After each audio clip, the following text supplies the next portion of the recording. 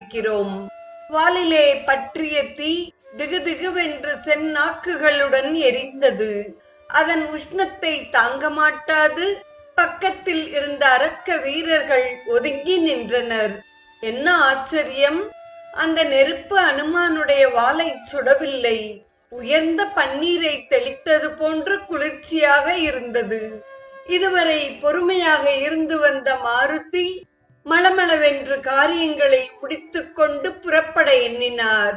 எரியும் நெருப்புடன் கூடிய வாளை சுழற்றியபடி ஆஞ்சநேயர் பக்கத்தில் இருந்த உப்பரிகைகளுக்கு தாவினார். தீச்சுடர்கள் நாற்புறமும் விழுந்தன. உப்பரிகையின் மீது நின்ற மாருதி சற்று முன்பு வரை தம்மை கேலி செய்து வந்த அரக்க கூட்டத்தை கண்டு ஹூங்காரம் செய்தார். அவர்கள் பயந்து நடுங்கினர்.